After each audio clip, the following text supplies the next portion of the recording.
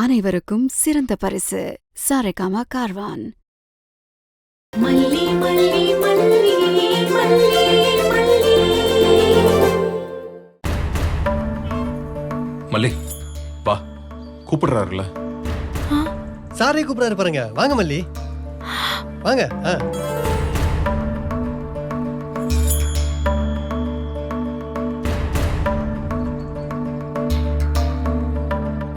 உட்காருங்க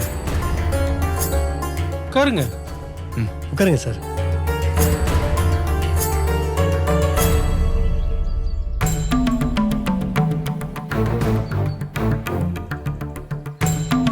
மல்லி நல்ல பேரு, நல்ல புருஷன், அழகு போல குழந்தை, நல்ல குடும்பம்.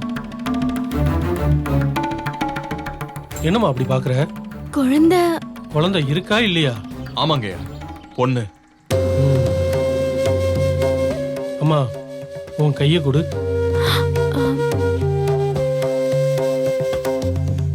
மல்லி கொடு.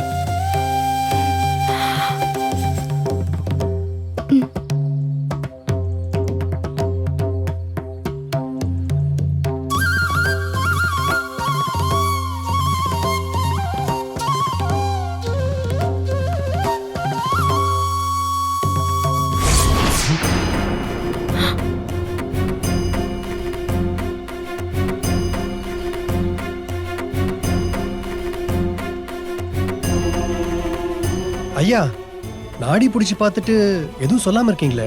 சாமி சன்னிதானத்துல அதை எப்படி சொல்றதுன்னு தான் யோசிக்கிறேன்.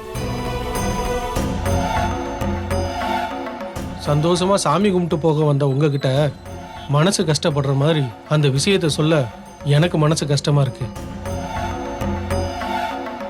ஐயா, போறவங்களை கூப்பிட்டு வச்சுட்டு இப்படி பயமுறுத்தினா எப்படி? எதுவா இருந்தாலும் சொல்லுங்க ஐயா. இந்த பொண்ணை ஏமா விரட்டிக்கிட்டு இருக்கான். இந்த புண்ணியவதி உசுருக்கு ஆபத்து இருக்கு.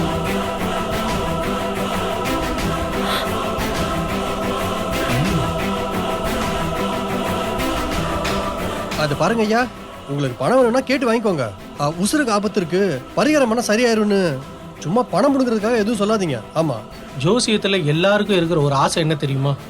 தனக்கு நல்லது மட்டுமே சொல்லணுங்கிறது தான். உன் பொண்டாட்டி முகத்துல மரண ரேகை தெரிஞ்சது. அதை உறுதி செஞ்சுட்டு எச்சரிக்கை பண்ணதான் உங்களை கூப்பிட்டேன். காலையிலே இவங்களுக்கு மரணத்தை உணர்த்துற மாதிரி ஒரு சம்பவம் நடந்திருக்கணும்.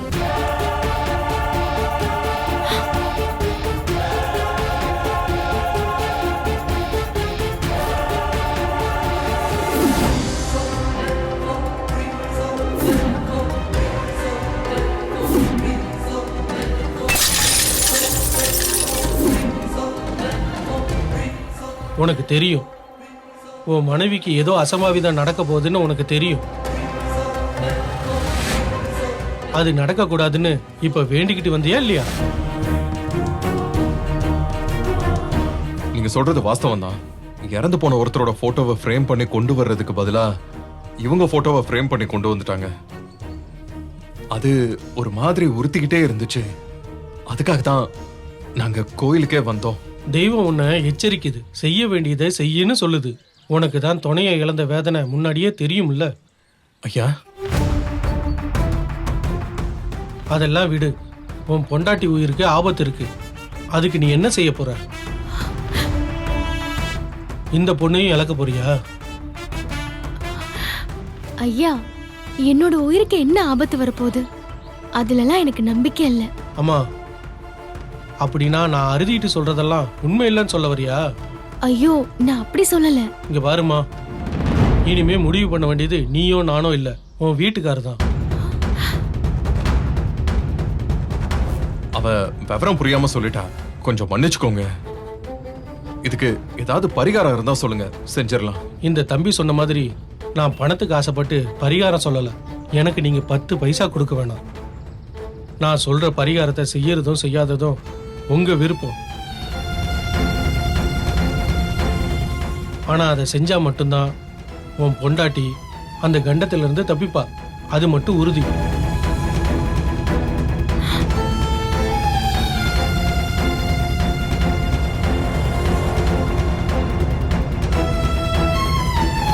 சார் சும்மா பயமுறுத்துறாரு சார், நீங்க வாங்க சார்.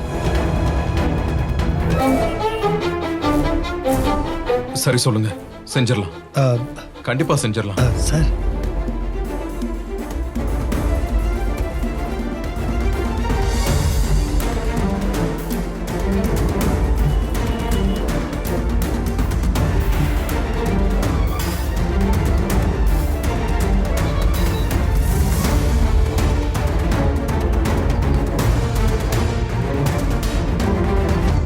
நிஜமா வாங்க, எனக்காக நீங்க பரிகாரம்லாம் பண்ணுவீங்களா?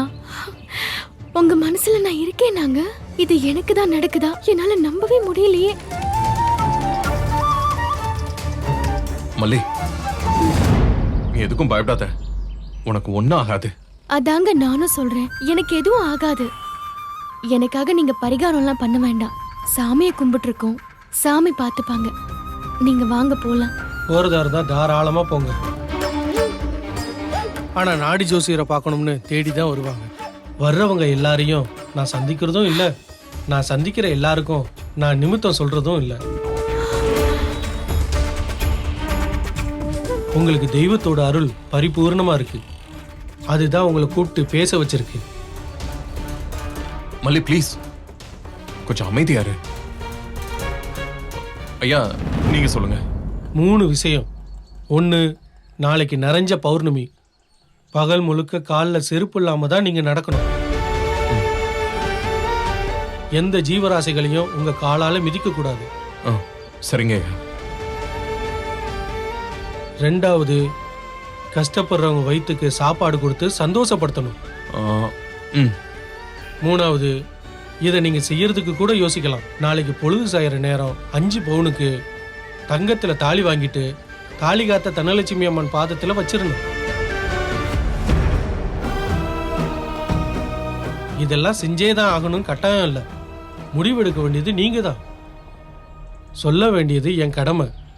சொல்றத சொல்லிட்டேன்.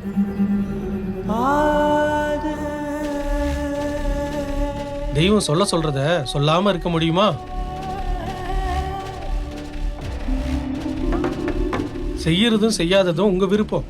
செஞ்சா இந்த பொண்ணு நிச்சயம் இந்த கண்டத்துல இருந்து தப்பிப்பா, இல்லனா கடவுள் விட்ட வழி. ஒரு நிமிஷங்க ஐயா. அதெல்லாம் வேணாம்ப்பா. காசு பணத்துக்காகவும் வயிற்று பொழப்புக்காகவும் ஜோசியர் சொல்ற ஆள் இல்ல இந்த நாடி ஜோசியர். என்ன நாடி வந்தவங்களுக்கு தெய்வத்தோட அருள்வாக்கு சொல்றதுதான் என்னோட வேலை. ஐயா சார் வாங்க சார், போலாம் சார். ஆபீஸ்க்கு நேரம் ஆச்சு இல்லைங்க, போலாம்.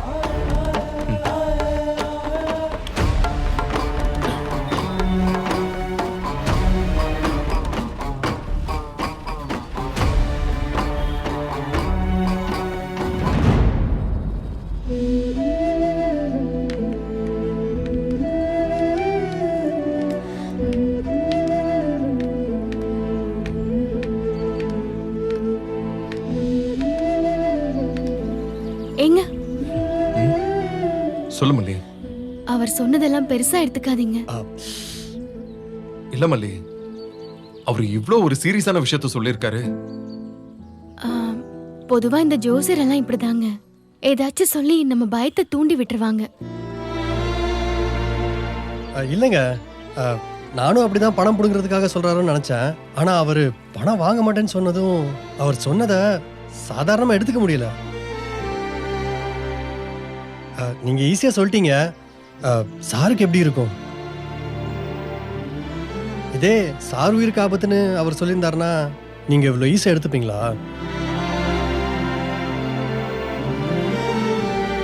என்னங்க, உங்களுக்கு நாளைக்கு நிறைய வேலை இருக்கும், அதெல்லாம் விட்டுட்டு இவர் சொன்னதை செஞ்சுட்டு இருக்க போறீங்களா? அதெல்லாம் ஒன்றும் தேவையில்லை. கடவுள் மேல பாரத்தை போட்டுட்டு நம்ம வேலைங்களை பார்ப்போம். கடவுள் மேல நம்பிக்கை இருக்குல்ல, அந்த நம்பிக்கையை விடவா பரிகாரம் பண்றதுல பலன் இருக்கும்.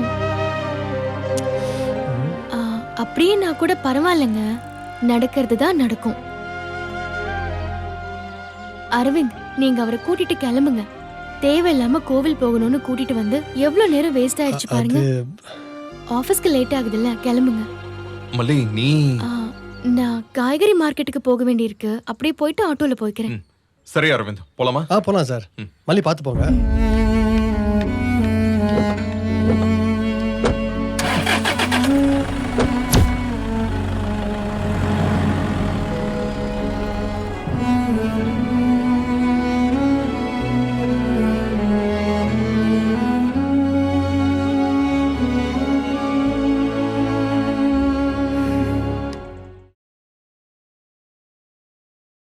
இந்த வீடியோ உங்களுக்கு பிடிச்சிருந்தா லைக் பண்ணுங்க, ஷேர் பண்ணுங்க, காமெண்ட் பண்ணுங்க. மறக்காம சரிகமா டிவி ஷோஸ் தமிழுக்கு சப்ஸ்கிரைப் பண்ணுங்க.